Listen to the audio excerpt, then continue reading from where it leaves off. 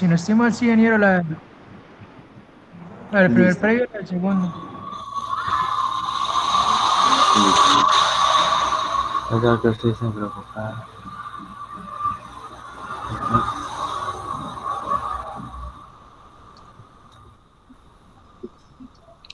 Ah, Bueno, habíamos quedado en el encendido del SSL, decíamos que el SSL se puede activar por un pulso de corriente en la compuerta, se puede activar por un haz luminoso, pero no todos los SSL ah, se activan por un haz luminoso, sino que existen algunos SSL especiales y se llaman LASSL. Son SSL activados por luz. También decíamos que un SSL se puede activar por un elevado voltaje en directo, por efecto de avalancha, o por un DVDT alto en la fuente. Bien. La activación por un alto voltaje o por DVDT alto, elevados, son conducciones indeseadas. Más adelante entonces hablaremos al final de la clase de los famosos snoopers o circuitos de protección. Bien.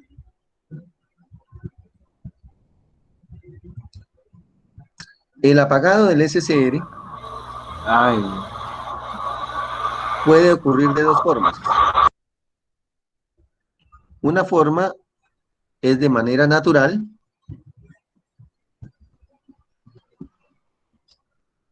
y la otra es haciendo una conmutación forzada. Permítame, ya apago la cámara aquí. No ay, necesitamos. ay, ay. Son dos cosas, la conmutación forzada y la natural. La conmutación natural, como su nombre lo indica, la conmutación ocurre o el proceso de apagado se hace de manera natural cuando se desvanece la corriente, por ejemplo, en una onda sinusoidal. Y la conmutación forzada era una técnica que se utilizaba en los tiempos en que yo estudié porque no existían los GTO. Los GTO son nuevos. Ya ahora con el avance de la tecnología, ¿sí? Y con la aparición del GTO, este circuito inferior que se observa acá no es, no es práctico. Este circuito ya no es práctico. Primero, porque es muy costoso, es demasiado costoso. El circuito de conmutación y la carga deben ser idénticos, entonces es un desgaste de energía. Bueno, pero eso era lo que teníamos en ese entonces. Estoy hablando de finales del milenio anterior. Bueno, entonces, hablando de la conmutación natural, si nosotros tenemos una onda sinusoidal, como se observa acá, la onda está cambiando de polaridad. Si la carga es resistiva, tan pronto la corriente pasa por cero, se apaga. Por el efecto, incluso con carga inductiva o con carga resistiva, carga RL o carga resistiva solamente, ¿sí? Puede haber una pequeña conducción durante el semiperiodo negativo, dado que el interruptor se encuentra cerrado. ¿Sí? Como se encuentra cerrado, él no ha detectado todavía una corriente cero. ¿Sí? Hasta que detecta la corriente cero, ¿sí? Es que él comienza el proceso de apagado. ¿Sí? Y ese proceso de apagado puede tardar unos microsegundos, pero esos microsegundos es un tiempo suficiente para que haya una pequeña excursión negativa. Listo. Bueno, entonces, hablamos de un TRR, al igual que en el diodo. ¿Cierto? El SCR presenta un tiempo de recuperación inversa, ¿sí? Y también vamos a decir que tenemos un tiempo de apagado, que es el tiempo necesario para, eso nos lo da el datasheet, para poder ingresar un nuevo pulso. Entonces, y ese se cuenta desde que el momento en que la corriente pasa por cero, ¿cierto? Hasta que se aplica una nueva señal positiva. Ese se le conoce como T sub Q, tiempo de apagado, el tiempo de apagado. ¿Sí? El tiempo que debe permanecer apagado el dispositivo para poder rectificar. Bien.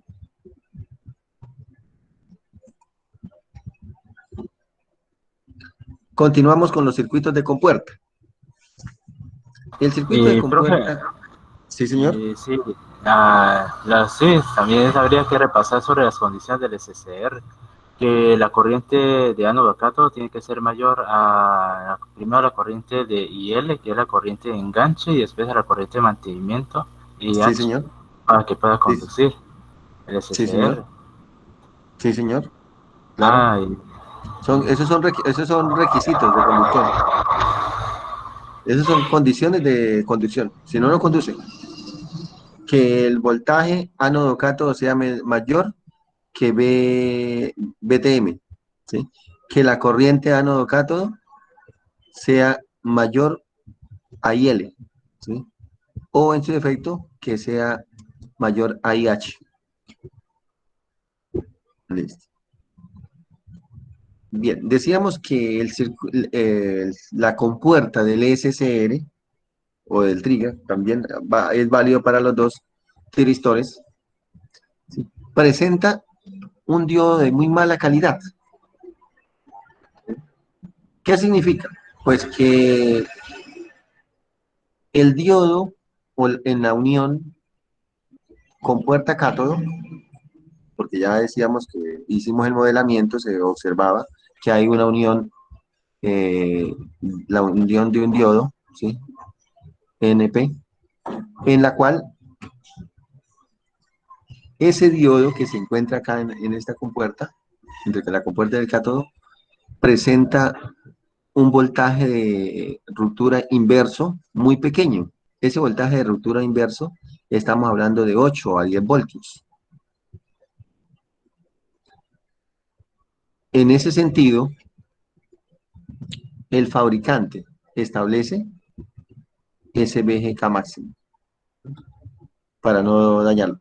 Y cuando estamos implementando un circuito de compuerta, le aplicamos una fuente, una resistencia, se utiliza un diodo en inversa. Este diodo en inversa cumple dos funciones.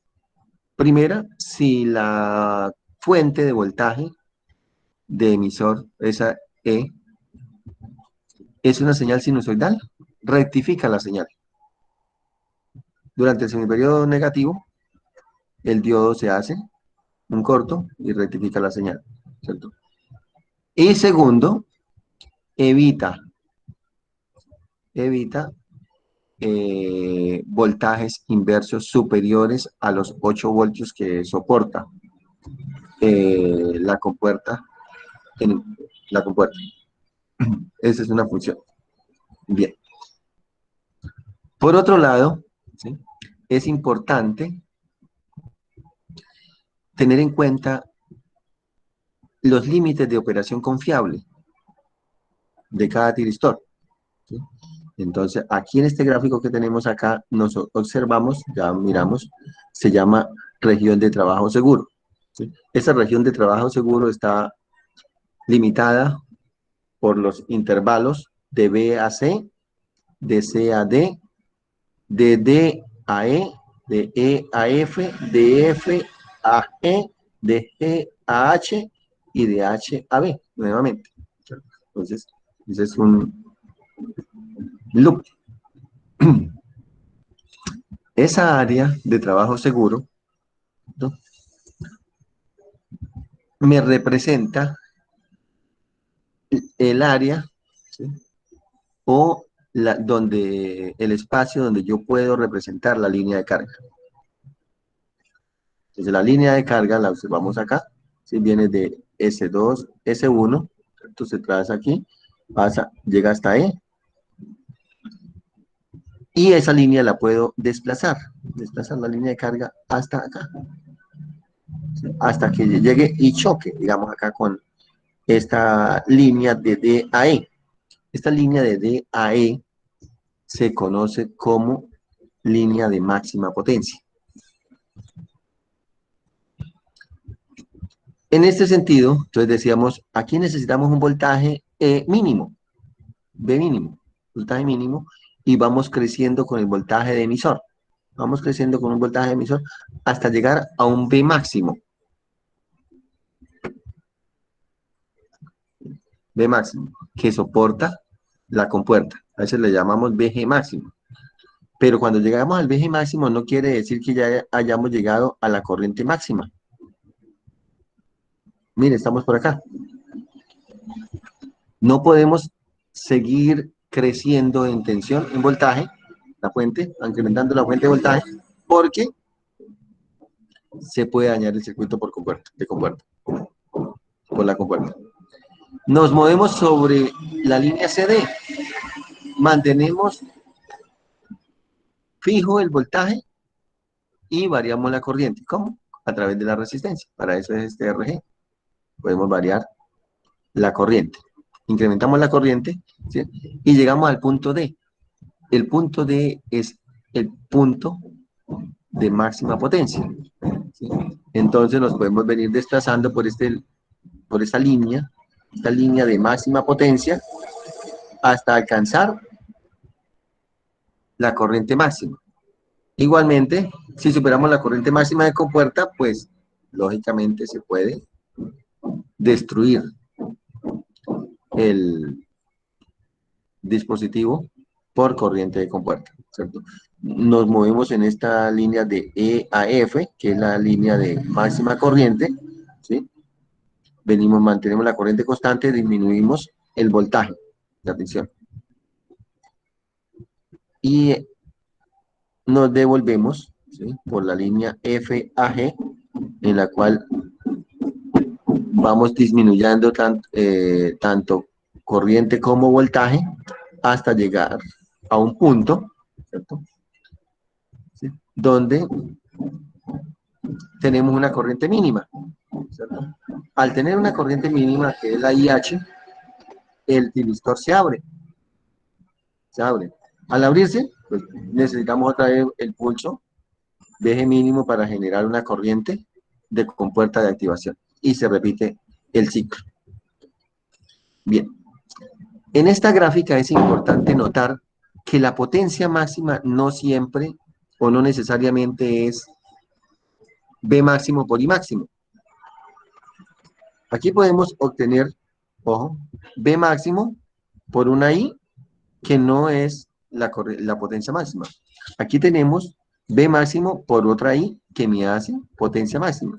La potencia máxima sería B máximo por un valor de I, G. Aquí tenemos una potencia máxima que se desplaza por esta curva, ¿sí? Sin que tengamos voltaje máximo ni corriente máxima. Mire, aquí no tenemos voltaje máximo y la corriente tampoco es máxima. En este lado, nada, ¿cierto? Y vamos a encontrarnos en algún punto con la corriente máxima multiplicada por un voltaje. Ese sería, ¿cierto? Entonces, es un error creer que la potencia máxima que disipa o que soporta un dispositivo electrónico está dado por los valores nominales, B máximo e I máximo. No. Entonces, esta gráfica que le llamamos área de trabajo seguro, ¿sí? Me representa esos límites. Bien. Entonces, aquí nos dice que para obtener el voltaje del generador, ¿cierto? El voltaje de la fuente VG es igual, de compuerta, es igual al voltaje de la fuente menos la corriente que circula por RG. Ese sería el voltaje de compuerta. Y para hallar el valor mínimo de, tenemos que esto va a ser igual a RGK máximo multiplicado por la corriente de compuerta mínimo más un VGT, teniendo en cuenta que IG mínimo va a ser IGT, y VGT ya habíamos explicado que es un voltaje que aparece entre la compuerta y el cátodo cuando se aplica IGT. ¿Preguntas hasta ahí? Profe, el VGT, ¿qué sería? VGT es el Sí, voltaje que aparece acá, en la unión, compuerta a cátodo, pero no siempre, sino solamente cuando se le aplica la corriente IGT, cuando circula por acá, IGT. Ese es VGT. Ingeniero, ¿y ese sería parámetros del dispositivo? Son parámetros que establece el fabricante, dependiendo de los elementos de construcción. Sí, eso ya están dados. El fabricante, nosotros leemos el datasheet y en el datasheet nos expresa eso. Cuando hacíamos la caracterización, ahí es donde encontrábamos todos esos valores, ¿cierto? Que el fabricante nos dice que VGT es 0.82, pues vamos a medirlo, vamos a aplicarle la corriente IGT, ¿sí? Y miremos a ver si es verdad. Ah, y efectivamente, cuando circulaba una corriente inferior a IGT, el voltaje acá era de 600, 650 milivoltios. Y tan pronto pasaba o circulaba una corriente IGT, había un salto de voltaje. De 600 subía a 800 milivoltios. Todavía un salto brusco de voltaje.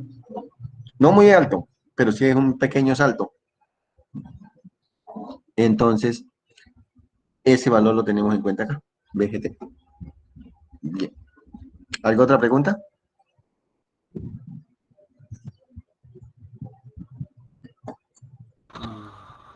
profe, eso, el diodo que Bueno, está, no, listo, el diodo que está listo. ahí debajo, a la izquierda del SCR Este café, diodo, este sí. diodo, este diodo dijimos que es un diodo, una protección para la unión con puerta cátodo, porque entre la unión con puerta cátodo hay un diodo en directo, ¿cierto? ¿Cierto? Y en inverso, él soporta un voltaje muy bajito. Un diodo normalito de los que ustedes conocen de propósito general soporta unos 50 voltios, ¿sí? El diodo de la unión con puerta cátodo soporta solo entre 8 y 10 voltios, nada más, en inverso. En inverso. Entonces, este diodo protege. ¿Por qué? Porque al aplicarle un voltaje inverso, pues conduce ese señor. ¿Y qué voltaje aparece acá? Pues el voltaje del diodo, 0,7 voltios, no más. Lo bloquea. 0,7 voltios, ni siquiera para actuar, para activar. Ni siquiera para activar. Solamente para bloquear el voltaje negativo. Esa es la función del diodo. Bien, continuamos. Interfaces de disparo. Nosotros sabemos que los circuitos de control que provienen de un LM555, por ejemplo, de un microprocesador o de un microcontrolador, ¿cierto? Esos voltajes de salida, por ejemplo, en el LM555, ¿cierto? Que se alimenta con VCC y tierra, en el pin 3 me envía un pulso y el pulso está amarrado con tierra.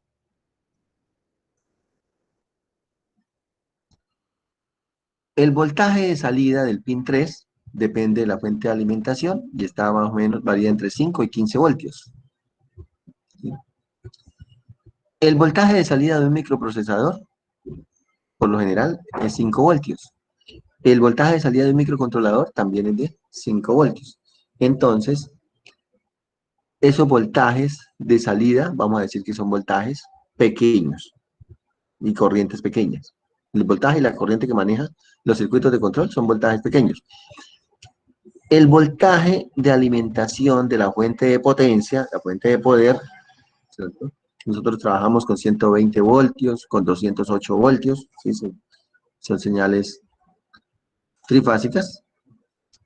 Entonces, vamos a decir que la fuente de poder, ¿sí? O el circuito de potencia maneja voltajes elevados y el circuito de control maneja voltajes pequeños.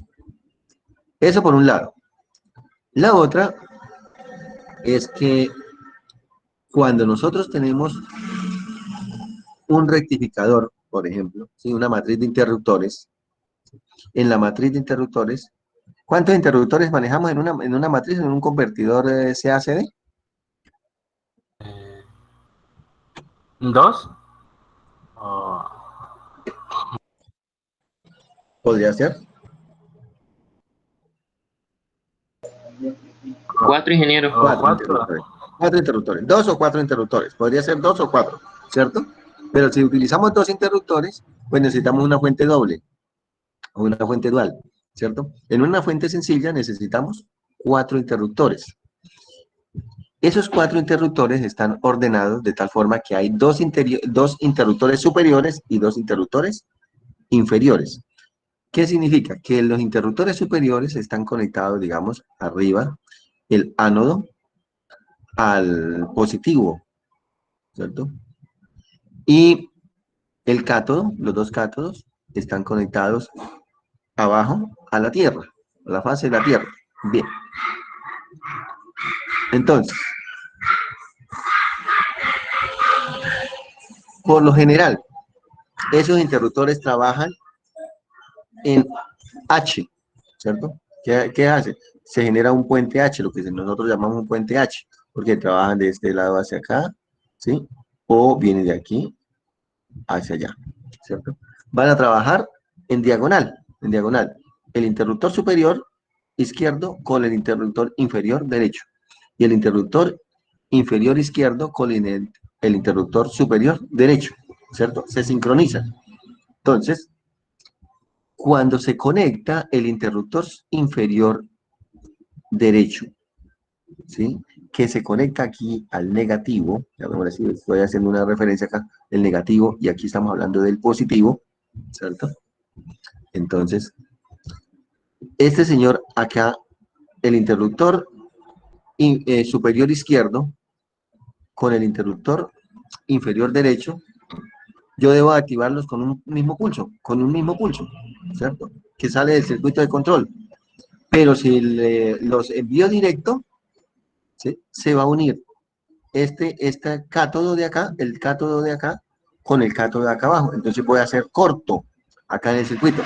Voy a hacer un corto en la matriz. Para evitar ese corto, ¿cierto? Necesito separar que el mismo pulso, ¿cierto? Que con un solo pulso voy a activar los 2 transistores, los 2 tiristores, entonces necesito separarlos, ¿sí? Para ello es que se utiliza esta famosa interfaz de disparo, esa interfaz de disparo. En ese sentido, vamos a decir entonces que la interfaz de disparo cumple 2 funciones. Primera, aísla los voltajes altos del circuito de potencia de los voltajes bajos del circuito de control. Aísla, ¿cierto? Separa esos voltajes altos de los bajos. Y en segundo lugar, el circuito o la interfaz de disparo permite adecuar los niveles de voltaje y corriente del circuito de control a los requeridos para el disparo del tiristor. Es importantísimo, como les decía ahorita ya en la diapositiva anterior, no confundir niveles de voltaje y corriente, ¿cierto? Con niveles de potencia. Este señor se encarga de adecuar los niveles de voltaje o los niveles de corriente, dependiendo de qué es lo que necesita. Si necesita mayor voltaje, pues este señor eleva el voltaje. Si necesita mayor corriente, este señor debe encargarse de elevar la corriente, ¿sí? En algunas evaluaciones que he preguntado, ¿sí? ¿Cuál es la función de los interfaz de disparo? ¿Sí? Y entonces me salen con que adecuar los niveles de potencia del circuito de control a los requeridos para el disparo del tiristor. No son niveles de potencia, hago la observación, son niveles de voltaje y niveles de corriente del circuito de control. Bueno. Bien, entonces, enfocándonos acá en esta interfaz de disparo, vamos a encontrarnos que tenemos dos tipos de interfaz. Una interfaz magnética que se utiliza o que utiliza el transformador de pulsos, ¿sí? O una interfaz óptica,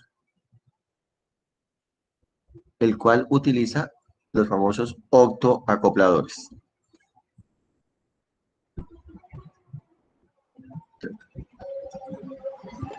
Tenemos estos dos tipos de interfaz, la interfaz magnética y la interfaz óptica.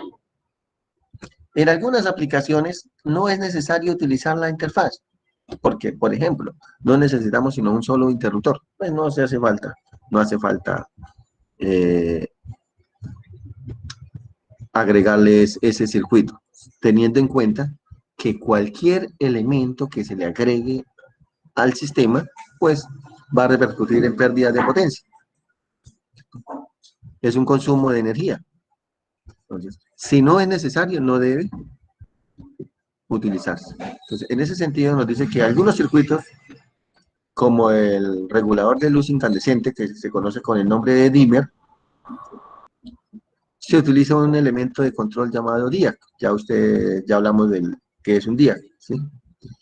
Es un dispositivo que opera con un voltaje comparable al del circuito de potencia. Entonces ya, y nos permite regular muy bien eh, el control de iluminación en una lámpara incandescente. En lámparas incandescentes que también ya están mandadas a recoger. Porque para ello tenemos ahora las luces LED, ¿no? Eso no consume casi energía.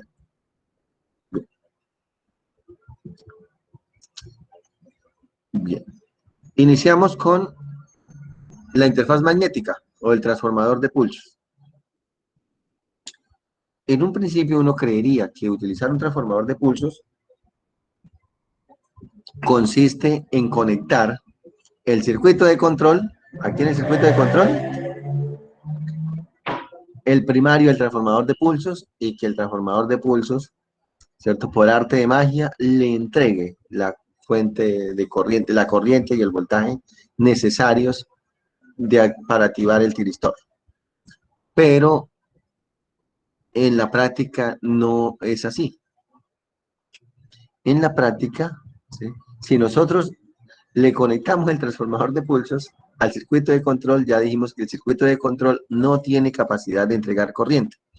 Si le conectamos, pues sencillamente él no va a trabajar. Eso es como querer conectar, no sé si ustedes han hecho esa prueba, ¿cierto? Si no, los invito a que a unos audífonos, en la salida de unos audífonos, le conecten unos parlantes, ¿cierto? Puede ser ustedes que son aficionados con el celular, ¿no? Entonces, conéctenle unos parlantes de un equipo de sonido en la salida de los audífonos, ¿cierto? Ni Bueno, siquiera muy se poco monitorea. debería. No, Sí. no, no Bueno, alcanza. pero no es parlantes chiquiticos. No es parlantes. ¿Cierto? ¿Cierto? No alcanza a sonar. No alcanza a sonar. Exactamente. Entonces, eso mismo quedaría, ¿cierto? Entonces, es como, si conectamos el transformador directo acá, nada. ¿Qué se necesita? Entonces, hay que adecuar un circuito, ¿cierto? Hacer una adecuación, ¿sí? Para poder activar. Entonces, para ello, ¿qué es lo que necesitamos? Pues primero, sabemos que este señor no entrega el circuito, aquí tenemos circuito de control, ¿cierto? Esta es la salida del Pues, 555, digamos, en llamémoslo. el caso lo que debería es esto, algo para amplificar la señal, porque pues Exacto, el detalle es que pues la señal que genera pequeña. exactamente. Entonces, ¿qué necesitamos? El circuito, el transformador de pulsos necesita una fuente externa, una batería o una fuente, ¿sí? VCC, ¿cierto?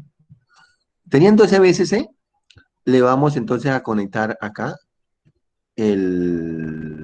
transformador de pulsos, por acá, sin resistencia, tan, y le vamos aquí a conectar un interruptor.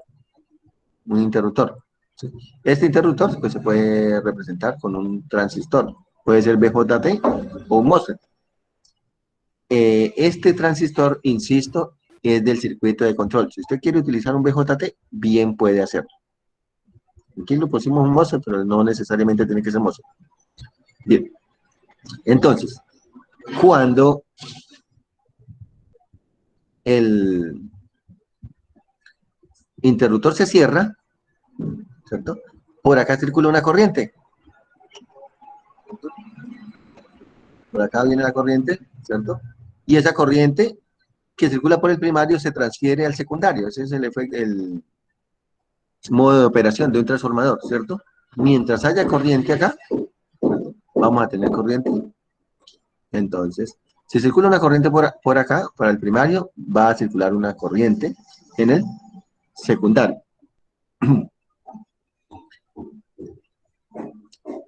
Pero, cuando se abre el circuito, ya nosotros dijimos, el inductor es conocido como la inercia electromagnética. No permite cambios bruscos de corriente. Entonces, necesitamos ponerle un diodo de rueda libre. Aquí. Diodo de rueda libre, ¿cierto? Aquí en el inductor. Al ubicar un diodo de rueda libre, ya tendremos casi el circuito funcionando. Aquí con esta R2, hacemos que limitamos la corriente que queremos que pase por el primario para que me genere una corriente en el secundario. Eso es lo que hace, esa es la función de R2, limitar el valor de la corriente. Bien.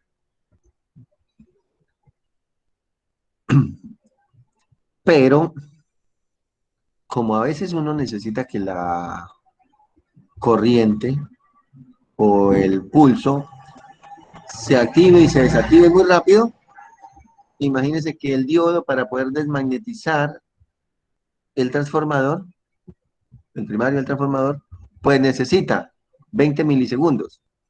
Y resulta que el periodo de conmutación de un rectificador de onda completa son 8,33 milisegundos. No me sirve. Necesito disminuir ese tiempo. Para ello se ubica el diodo Zener. El diodo Zener lo que hace es agilizar el proceso de desmagnetización del núcleo. Entonces la corriente circula por acá, viene acá, cuando se abre el interruptor, continúa por este lado, y ese voltaje Zener, entonces permite la desmagnetización más rápido, ¿cierto? Ayuda a desmagnetizar más rápido, es lo único. Entonces, ya. Entonces ya tenemos el diodo Zener conectado aquí al primario, ¿cierto? Pero me voy a devolver por acá y nos decía que para el encendido del SCR se necesita una corriente de esta forma.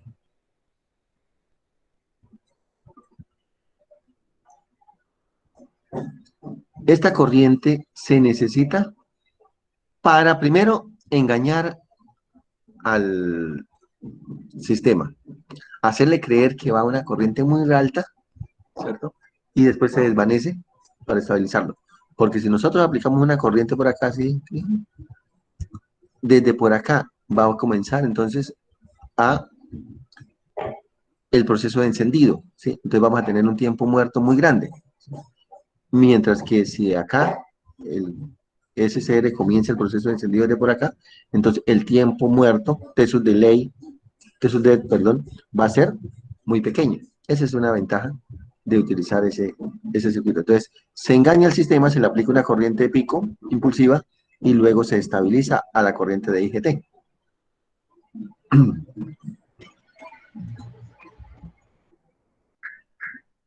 Esa es la función que cumple R1 con C1. C1 actúa como un interruptor. Tan pronto se aplica un pulso, el interruptor C está cerrado, C es un interruptor cerrado, ¿cierto? Y él comienza a cargarse. A medida que se va cargando C, ¿sí? Se va cargando hasta que se abre el circuito. Cuando se carga completamente, pues el circuito se abre. Entonces él actúa como un interruptor.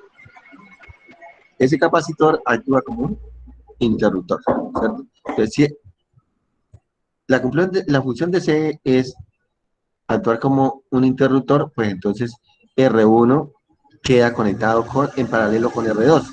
Tan pronto llega el pulso, R1 y R2 quedan en paralelo. Cuando se carga el capacitor, R1 se desconecta y queda solo R2. Eso es lo que me está diciendo y mostrando acá, ¿cierto? Que en un principio hay un impulso y comienza a desvanecerse hasta que se desconecta R1 y luego queda solo R2. Ya, ese sería. Bueno, entonces, cuando se desea diseñar el transformador del pulso o el circuito de disparo con el transformador de pulsos, no arrancamos a diseñar desde la izquierda hacia la derecha, sino desde la derecha hacia la izquierda, de derecha a izquierda. Primero con los requerimientos de la carga. ¿Cuál es la carga? Pues la compuerta del SCR. La compuerta del SCR necesita una corriente, ¿cierto? Con las características que dijimos anteriormente. Vamos a atrás nuevamente. Me voy a desplazar, ¿cierto?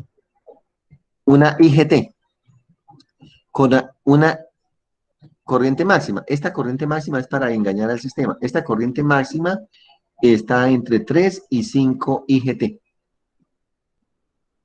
3 y 5 IGT. Entonces, cuando tenemos R1 paralelo a R2, va a circular, digamos, 5 IGT. A dejar circular 5 IGT. Cuando está solo trabajando R2, pues va a circular solo IGT, ¿cierto? Aquí se abre es para indicar que este tiempo, mire, estamos hablando de un tiempo aproximado de unos 5 microsegundos, va a ser el tiempo de descarga del capacitor, perdón, o de carga del capacitor. Este es el tiempo de carga del capacitor, 5 microsegundos. Y el tiempo de encendido, TEON, ¿sí? Puede ser de 20, 30 microsegundos. Entonces, por eso es que estamos diciendo, hacemos aquí la interrupción de la línea para indicar que esta gráfica no es lineal, ¿cierto? Sino que el tiempo de encendido puede ser mucho mayor. ¿Listo? ¿Pregunta hasta ahí?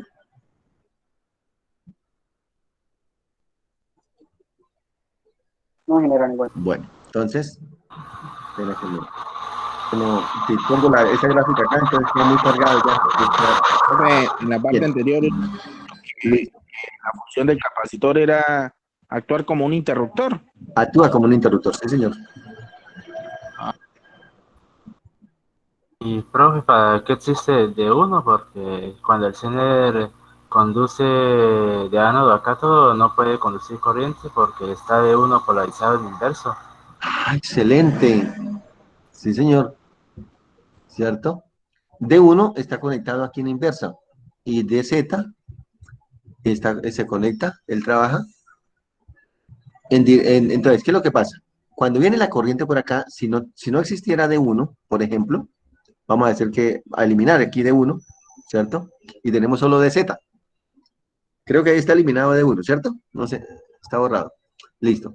Entonces, DZ trabaja en directo. La corriente sigue el camino más fácil. Y el camino más fácil, pues, es el camino directo. Entonces, se va a través de DZ y no se va a través del inductor. Si no tuviera D1, el transformador no funciona. Porque la corriente sigue el camino más fácil, más sencillo o más corto. Ingeniero, ¿ese BCC es directo? Sí, voltaje directo, sí, señor. Pero ahí no se abriría C1 cuando... ¿Cómo? O sea, ahí no se abre C1. Sí, claro, uno se abre. ¿Qué pasa? Cuando se aplica, recuerde que el capacitor, ¿cierto? Está descargado, ¿cierto? Aplicamos un voltaje en el capacitor, él comienza a cargarse. ¿cierto? Comienza a cargarse. ¿Qué significa que comienza a cargarse? Pues que parte desde cero, ¿cierto? Y cuando está en 0 voltios, ¿qué significa? Un circuito cerrado, ¿sí? Y cuando llega a VCC, ¿qué es? Pues que no hay corriente, no circula corriente, ¿qué es? Un circuito abierto, ¿sí? Por eso decimos que C actúa como un interruptor. Listo, listo. Pasa de circuito cerrado a circuito abierto. Bien. Listo, Ronaldo. ¿Sí vemos? Entonces, la función de D1 es importantísimo. Sin D1 no funciona el circuito. Entonces, cuando lo colocamos, exacto, entonces la corriente quiere venirse por acá, el diodo 1 no le permite.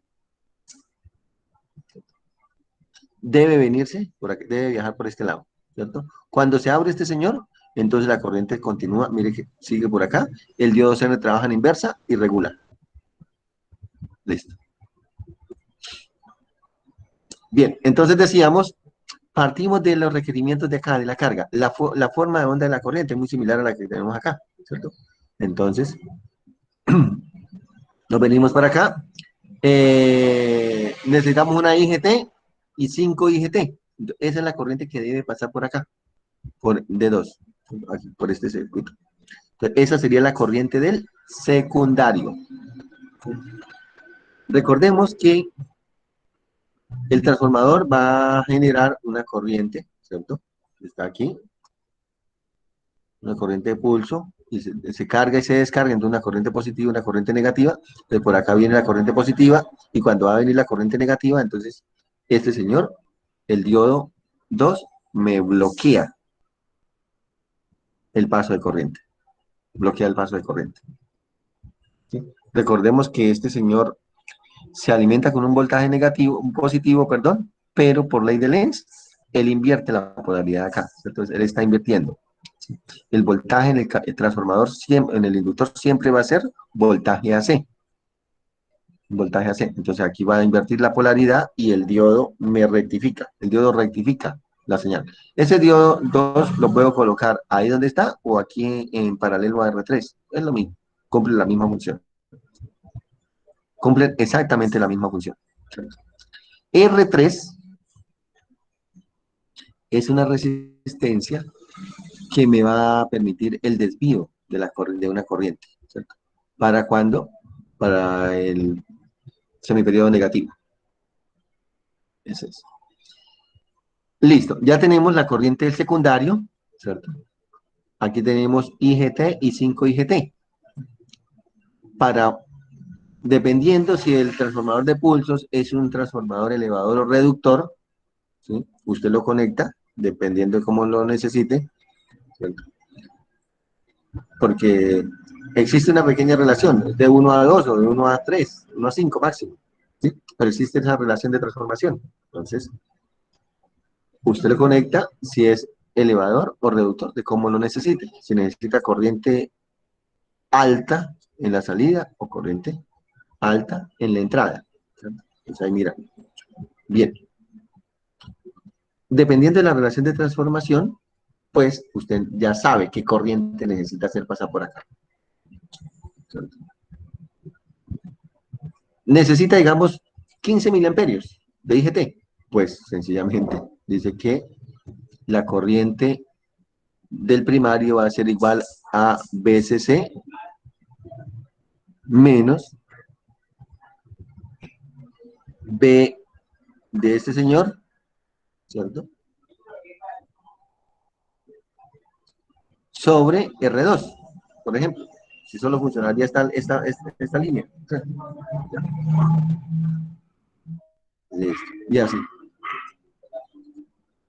Entonces, con base en esos cálculos, ya tenemos la corriente estable, ¿sí? Y la corriente máxima, pues entonces dice que R1 paralelo a R2, ¿cierto? Debe ser igual a una quinta parte o una tercera parte de esas resistencias. Ya, listo. Para ello, pues mañana en el taller vamos a trabajar con el diseño del circuito de disparo con un transformador de pulsos para un SCR específico. Ese será entonces el taller de mañana. Bueno, ¿El taller se da en clase, profe? Señor, ¿El taller se da en clase? yo no tengo ningún Mañana inconveniente. decía soy Ronaldo. No, pero en el sentido de Yo no que... tengo ningún inconveniente. ¿Sí? No, Yo puedo estar ahí con ustedes durante la clase si quieren, mientras hacen el taller. yo O pensaba que... simplemente o les doy el circuito y ustedes lo trabajan y después me preguntan. No hay problema. Eso es. El que estamos Sí, viendo. sí, señor. Sí, el que estamos viendo. Ya lo es, pues. Bueno, entonces, el transformador de pulsos tiene algunas desventajas. Y es, primero, el requerimiento de una fuente externa, esta, BCC. Eso es costo. Segunda limitación o desventaja del circuito de disparo con el transformador de pulsos. La limitación en la frecuencia de conmutación. El transformador de pulsos, a pesar de que trabaja en altas frecuencias, está limitado en frecuencia, por ahí hasta unos 40, 50 kilohertz. Ya después de los 50 kilohertz, pues comienza a presentar problemas por el núcleo, ¿cierto? Recordemos que esos núcleos trabajan a una frecuencia alta, pero no es infinita. Y la tercera limitación es el gran número de componentes que se necesitan para implementar el circuito. Bien, necesitamos un transistor, necesitamos el transformador, necesitamos dos diodos de propósito general, un diodo, ni siquiera de propósito general, vamos a decir que estos diodos son diodos de switcheo rápido, ¿sí? Diodos de conmutación rápida. Porque necesitamos que envíen el pulso y que respondan de una manera muy rápida. Necesitamos también el diodo Zener, ¿sí? Un capacitor y 3 resistores.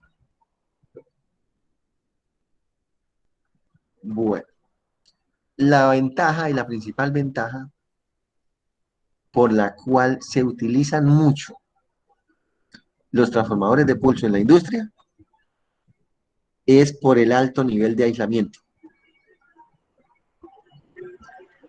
A veces nosotros, es muy sencillo, ustedes en la práctica cuando tienen la oportunidad de montar esto en el laboratorio, la gran mayoría se va por el autoacoplador, porque eso es plug and play, lo conecta y funciona. Pero en la industria se manejan voltajes de 600 voltios, 1000 voltios superiores. Y resulta que el autoacoplador está limitado a 200 voltios. Hasta ahí llega. Entonces quedamos mal con ese autoacoplador. Cuando la señal es una señal monofásica de 120 voltios, facilito. Pero si tenemos una señal trifásica, ya comienza a presentar problemas el autoacoplador. Entonces, nos toca venirnos al transformador de pulsos. Y eso es básicamente lo que ustedes van a trabajar. Siguiente interfaz de disparo, los autoacopladores. El autoacoplador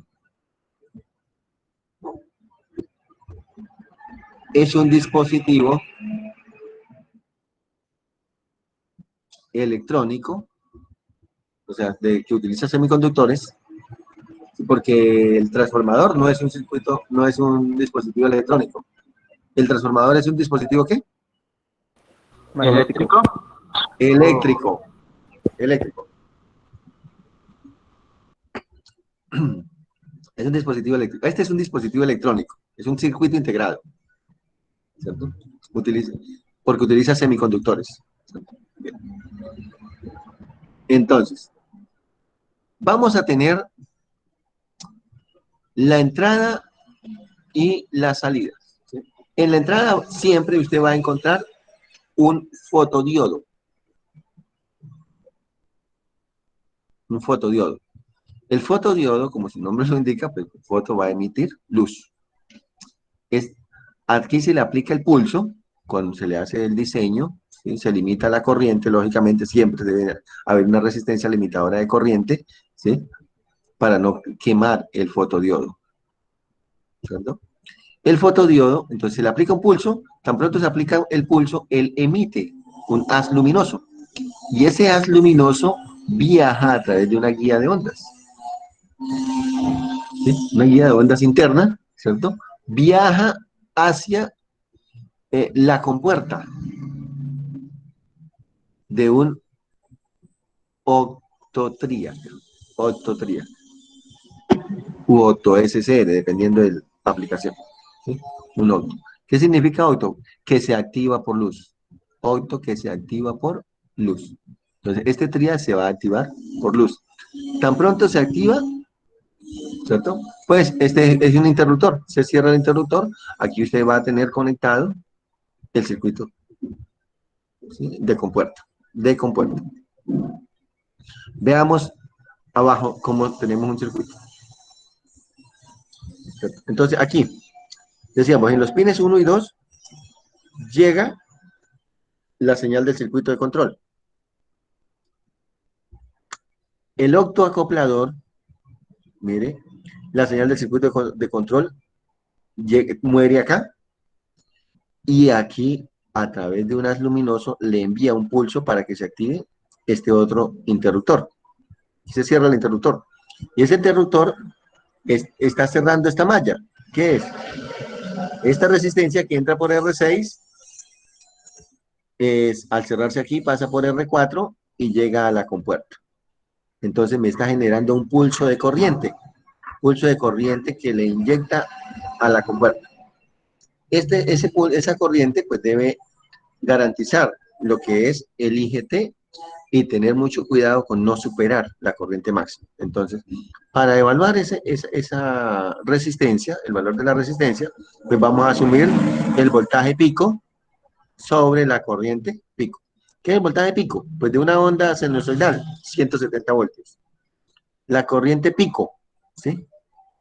Es la corriente pico que soporta tanto el octotría como la compuerta del SCR. Entonces, por lo general se limita a la corriente de compuerta del SCR. Y la corriente máxima que soporta son 5 IGT. Debe ser 5 IGT.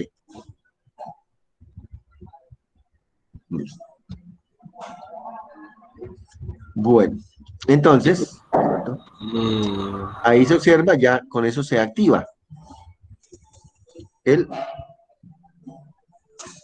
SCR o el triac, un SCR o un triac. ¿Sí? Dependiendo del tipo de aplicación, si usted lo que quiere activar es un triac, se utiliza un octotriac. Si usted necesita activar un SCR, debe conseguir un octo SCR. ¿Sí? Si no consigue octo SCRs, necesita entonces hacer algunos ajustes para poder eliminar el carácter bidireccional del octotriac. Perdón, del octotriac. Porque este señor conduce en ambos sentidos. Entonces, cuando uno no es estudiante y tiene pocos recursos, pues sencillamente consigue una octotría para todas las aplicaciones y le pone un diodo para rectificar la señal y ya deja pasar solamente en un sentido, ¿cierto? Pero son recomendaciones. Si usted va a utilizar va a activar un SCR, utilice un octo SCR. Si usted va a activar un transistor, utilice un octo transistor. ¿Sí? Si usted va a activar un triac, utilice un octotriac. Y entonces, en los autoacopladores, ahí van ustedes a encontrar. Ustedes buscan en internet autoacopladores, entonces ahí aparece octotriac, octo SCRs o octo transistores. Bien. Bueno. Decíamos que para mañana, ustedes les recomiendo que lean esa diapositiva 114. La diapositiva 114, donde nos habla sobre los requisitos de diseño del circuito de disparo con un transformador de pulsos. La guía 114, la hoja La página, 114. La sí, la página. página que estoy mostrando. Ujú. Sí, la diapositiva 114. Esta.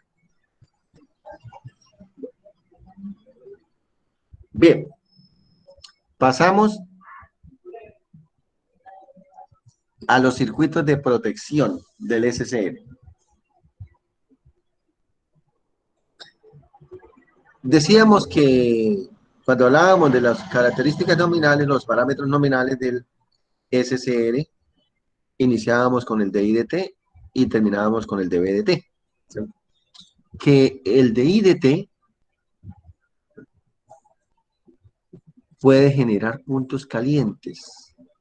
¿Sí? Y al generar puntos calientes podría destruir al SCR. Que el de BDT no es tan dañino como el de IDT, pero presenta conducciones indeseadas. ¿Sí? Y yo pienso que no hay nada más molesto es que usted esté durmiendo, tenga sueño y lleguen a despertarlo, ¿no? O que usted esté trabajando y lleguen a interrumpirlo, ¿cierto? No hay nada más molesto que eso. Eso sucede entonces con el SCR, ¿cierto? Si el SCR está descansando, ¿sí? Y llega alguien y de una vez lo activa sin el pulso de compuerta, pues la máquina comienza a funcionar. ¿Sí? Por eso decimos son pulsos indeseables. No se va a dañar el sistema, solamente que no estaba preparada para trabajar en ese momento. Bien.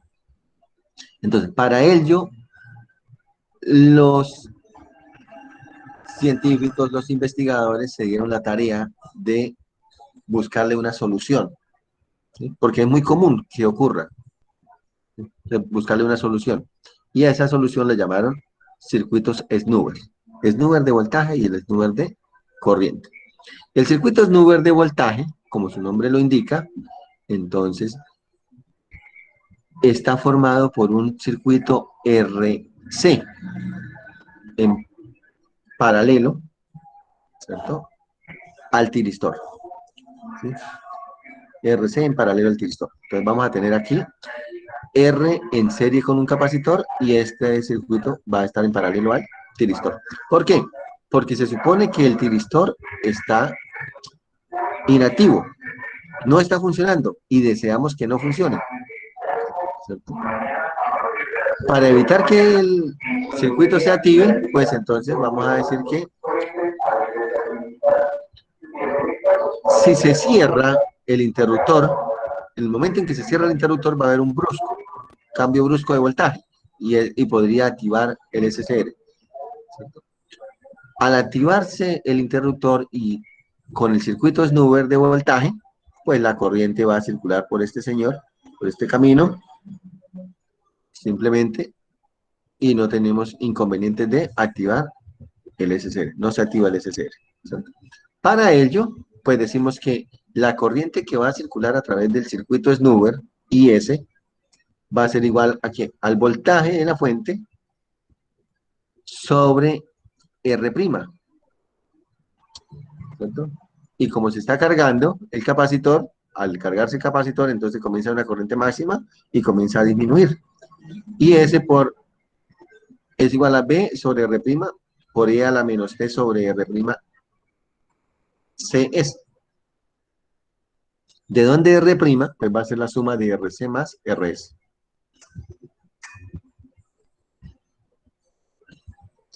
Si obtenemos el voltaje en el capacitor,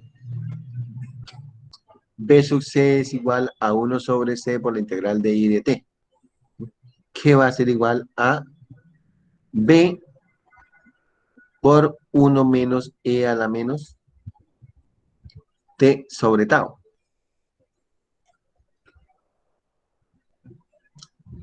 Observamos que el capacitor comienza a cargarse desde 0 hasta un valor máximo, ¿cierto? Entonces comienza a cargarse.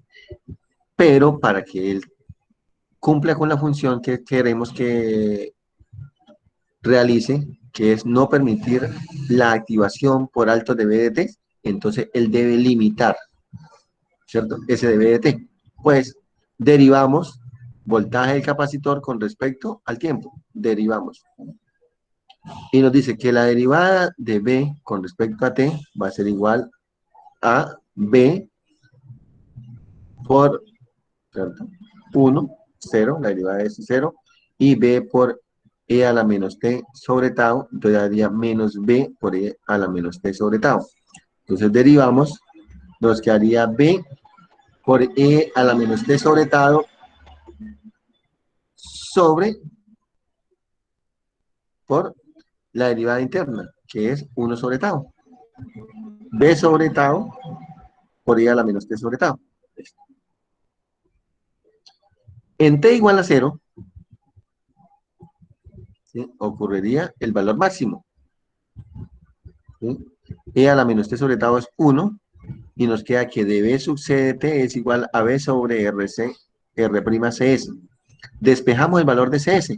CS en el límite sería igual a B sobre R' por dB de T evaluado en su valor máximo. ¿Por qué valor máximo? Porque lo evaluamos en T igual a 0. Entonces nos da dB de T máximo. Ese sería. Y hemos encontrado entonces el valor del capacitor Snoop.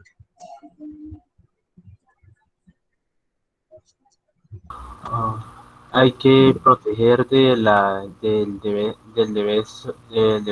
y del DIDT al SCR Sí, y a... sí, señor.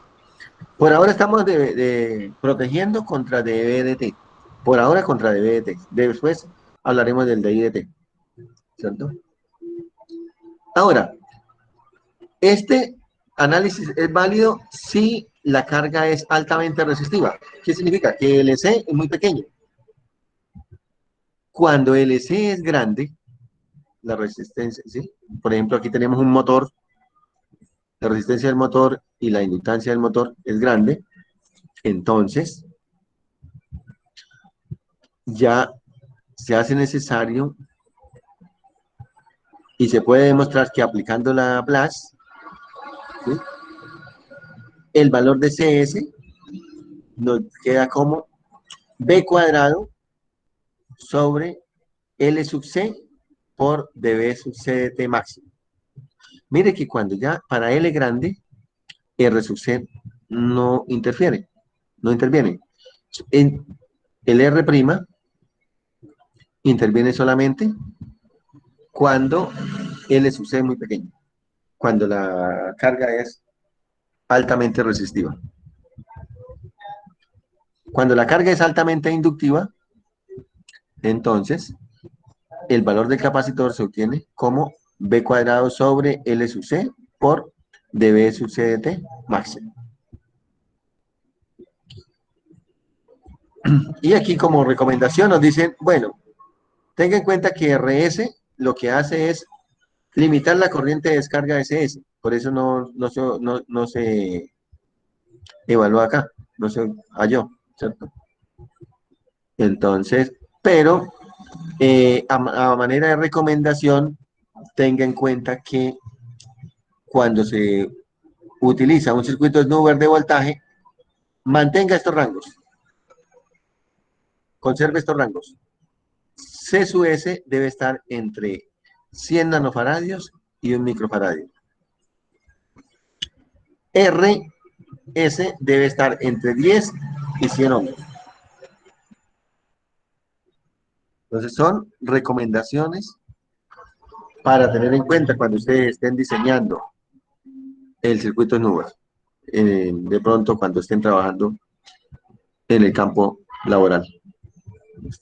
Y, profe, ¿cuál sería la carga ahí? En el circuito Snoover es que hay como dos resistencias. No, la carga es RC. RC. RC, LC. Esta es la carga. Les decíamos, aquí podemos tener, ¿cierto? ¿Qué es? Una lámpara. Una lámpara incandescente. Podría ser. o podría ser un motor DC. Bien. Bueno. Continuamos. El circuito es nube de corriente.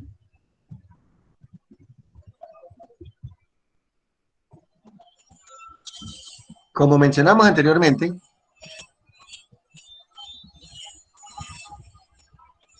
el circuito es nube de corriente, va a proteger al SCR contra un alto de IDT. ¿Bien? Dado que el de IDT puede originar puntos calientes y destruir al SCR. Entonces es conveniente proteger el SCR contra altos de IDT. Mire que no estamos hablando que no es una circulación alta de corriente, sino una variación temporal en la corriente, la que estamos defendiendo ahí.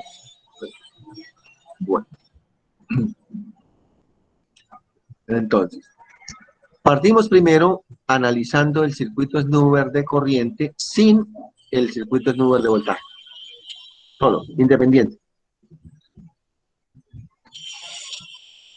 Cuando no tiene el circuito snoover de voltaje, vamos a tener la carga y el snoover, en la protección, LS de snoover. Carga y LS.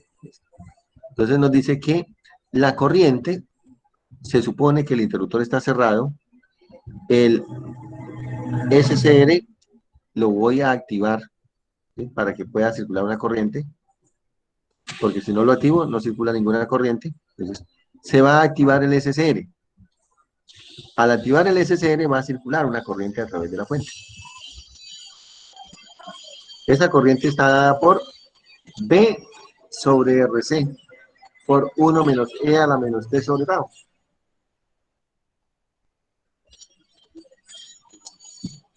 Como estamos hallando el snoover de corriente, pues vamos a encontrar la variación temporal de I con respecto a T.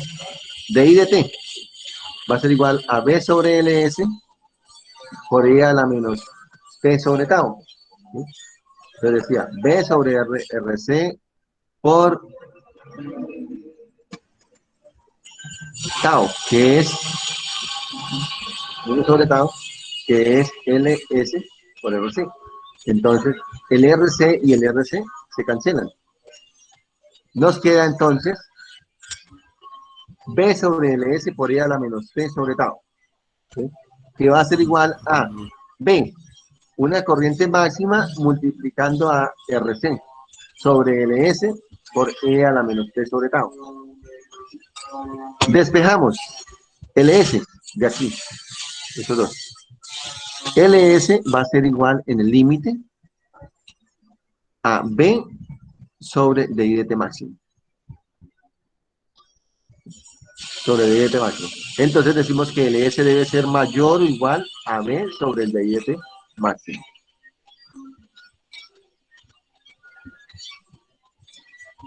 Por otro lado, cuando conectamos los dos circuitos de protección, el snoover de corriente con el snoover de voltaje, ¿sí?, y está cerrado el interruptor S, el capacitor se carga. El capacitor se va a cargar al voltaje de la fuente, B. Si se cierra el interruptor, si se activa el tiristor, vamos a observar que la corriente que circula por el tiristor va a ser la corriente que viene por la carga del circuito snoover de corriente más la corriente que va a generar, ¿cierto?, la descarga del capacitor. Porque este se cierra, al cerrarse se hace cero, el capacitor se descarga. ¿Se descarga a través de qué? De RS.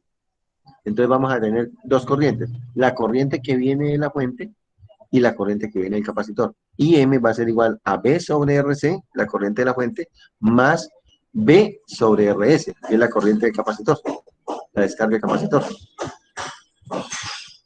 Realizamos la suma, decimos que esto es igual a B por RC más RS sobre RC por RS, ¿cierto? Es como si nosotros tuviéramos acá un multiplicador de voltaje. B por RC más RS sobre RS. Es un multiplicador de voltaje. Y recordamos que IM, ¿cierto? Por RC va a ser igual a B. IM por RC es igual a B. Entonces vamos a decir, este RC lo pasamos para acá, que a IM por RC es igual a lo que nosotros llamábamos el multiplicador de voltaje. B por RC más RS sobre RS. Despejamos. Decimos que LS, ¿cierto? La misma. LS va a ser igual a B por RC más RS sobre DI dt máximo.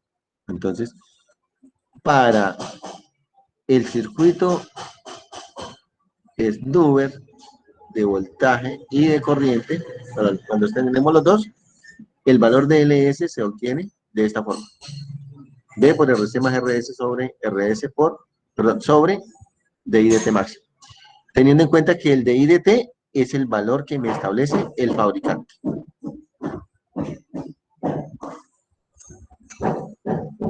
Y el de BDT, igual, es el valor que me establece el fabricante. Bueno. De pronto cuando ustedes estén trabajando o cuando vean algún circuito, dicen, pero es que este circuito no tiene un snubber de corriente, ¿cierto? Generalmente, la inductancia propia del circuito, como conductores, las inductancias de los mismos transformadores, ¿cierto? Es mayor a LS y no hay necesidad de ubicarlo. Entonces, lo único que debemos es tener en cuenta, ¿cuánto vale la inductancia que nos está generando aquí la carga? El motor o algo así, ¿sí? Pues de una vez la tenemos en cuenta y al realizar los cálculos nos damos cuenta que LS es menor que la inductancia de carga. Ah, pues bueno, entonces no hay necesidad de ubicarla. Ya tiene la protección, ya está protegido contra DI dt. No hay necesidad de agregarle más protección. ¿Preguntas hasta ahí? Profe, el snubber de corriente es la LS solamente. Sí, señor, LS, porque es que este es el que no permite los cambios bruscos de corriente, LS. RC ya está, es la carga. RC es la carga. Listo. RC es la lámpara, puede ser. O puede ser el horno. La resistencia del horno. Bueno.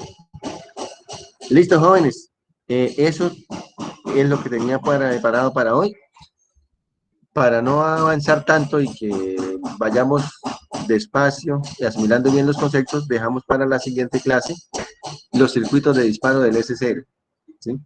Los circuitos de disparo, entonces ahí vamos a comenzar a hablar del oscilador de relajación.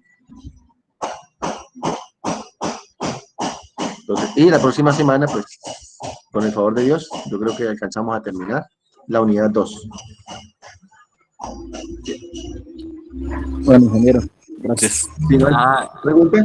Y profe, mañana haremos lo de Taller. transporte. El taller ese. Bueno, mañana yo les doy el taller, sino que les estaba adelantando para que ustedes asimilen, la lean bien y asimilen esa diapositiva. Entonces mañana vamos a trabajar con base en esa diapositiva. Página 155. Bueno, señor. Página 155. No, yo tengo ahí la diapositiva 114. 114, sí. Aquí, miren. Gracias, ingeniero. Hasta luego. Bueno, éxitos. Nos vemos mañana. Hasta luego, luego. ingeniero. Éxito. Hasta Profe. luego, maestro Alejo. Profe, Hasta luego. Éxito.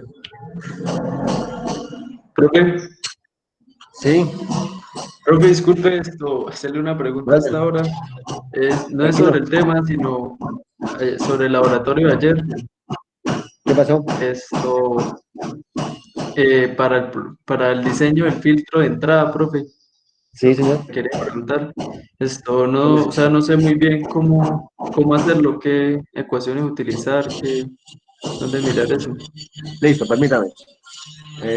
Todavía estoy compartiendo, ¿cierto? Sí, señor. Vamos para la unidad 3.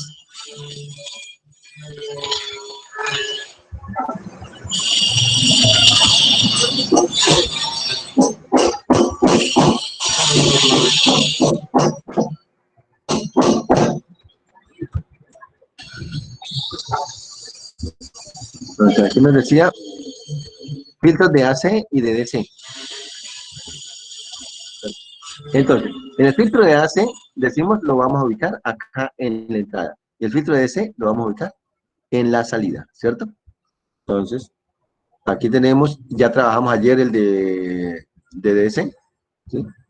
El de capacitador, el capacitivo, dijimos que no lo vamos a utilizar porque la carga que nos exige, que maneje mínimo 1 amperio. Podría ser, ¿cierto? Cuando tenemos una carga cuando trabajamos con la red directamente. Ahí sí, si trabajamos con la red, usted podría utilizar un capacitor, porque cumple las condiciones. 170 voltios dividido entre 1 amperio y 170 ohmios. Bien, y utiliza un filtro capacitivo. ¿Sí? Sí, ingeniero. Bueno, el filtro LC, ¿cierto? Dijimos, es el más común, ¿sí? Porque la carga está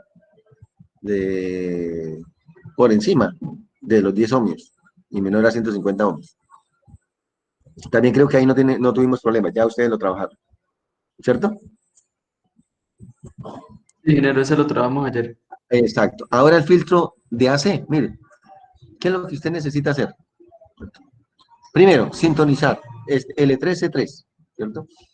Debe tener en cuenta que C3 y C5 son capacitores no polarizados, ¿cierto? Entonces debe buscar un valor de un capacitor, ¿cierto? No polar, buscar capacitores no polarizados. Puede ser lentejas o algo así por el estilo, ¿cierto? Que cumpla con los requisitos. Y usted lo que tiene que tratar es de hacer de equilibrar. Busca que 1 sobre raíz de LC, por ejemplo, aquí para este caso, ¿cierto? 1 sobre raíz de LC sea igual a el omega sub 0, 180, ojo, omega es 2 pi f, ¿no? Omega sub 0, entonces sería 1, Sí. f sub 0 es igual a 1 sobre 2 pi raíz de LC, ¿cierto? Usted le da un valor a C y un valor a L, cualesquiera. Y usted mira, pues es que si usted le da un valor de un picofaradio, pues esta L le va a dar muy grande. Si usted le da un valor de 100 microfaradios, por ejemplo, de 100 microfaradios, ¿sí? Pues esta L le da muy pequeñita. Y el problema es conseguir un capacitor de 100 microfaradios no polarizado. Entonces, usted le pone, por ejemplo, un capacitor de un microfaradio, ¿sí? O máximo 10 microfaradios, no polarizado. ¿A qué voltaje? Al voltaje de la fuente, ¿sí? Al voltaje de la fuente. Para este caso, como estamos trabajando con el secundario, pues a 50 voltios. ¿Estamos? Sí, profe, pero entonces ahí lo que usted me dice es que 1 sobre raíz de LC, que sea igual a la frecuencia angular, a W. ¿Cómo se obtiene la frecuencia de resonancia en un circuito resonante? No sé, ingeniero. Ay, ¿cómo así? No, usted no, entonces no, usted no puede estar matriculado en electrónica de potencia. No, profe, 1 sobre raíz cuadrada de RC o DLC, LC. DLC, Sí, DLC. 1 Claro. sobre raíz ¿Cómo se cuadrada obtiene? de LC.